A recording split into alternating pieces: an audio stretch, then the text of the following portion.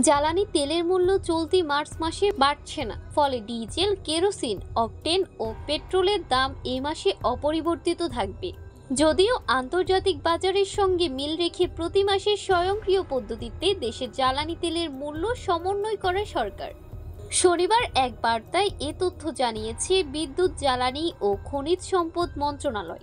জ্বালানি ও খনিজ সম্পদ বিভাগের কর্মকর্তারা জানান, বিশ্ববাজারে তেলের দাম বৃদ্ধির ফলে এ মাসে দেশে তেলের মূল্য বৃদ্ধির সম্ভাবনা ছিল, কিন্তু দেশের চলমান পরিস্থিতির কারণে এখন মূল্য বৃদ্ধির ঝুঁকি নিতে চায়নি সরকার। এই কারণে এবার আন্তর্জাতিক বাজারের সঙ্গে মূল্য সমন্বয় করা হয়নি। বাংলাদেশ পেট্রোলিয়াম কর্পোরেশন সূত্রে জানা যায়, আন্তর্জাতিক বাজারের সঙ্গে মিল রেখে গত বছরের মার্চ মাস থেকে জ্বালানি তেলের স্বয়ংক্রিয় দাম নির্ধারণ করা হচ্ছে।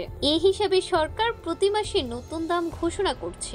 বিদ্যমান মূল্য কাঠামো অনুযায়ী ডিজেলের বিক্রয় মূল্য প্রতি লিটার 105 টাকা, কেরোসিন 105 টাকা, অকটেন 126 টাকা এবং পেট্রোল 122 টাকায় অপরিবর্তিত রাখা হয়েছে।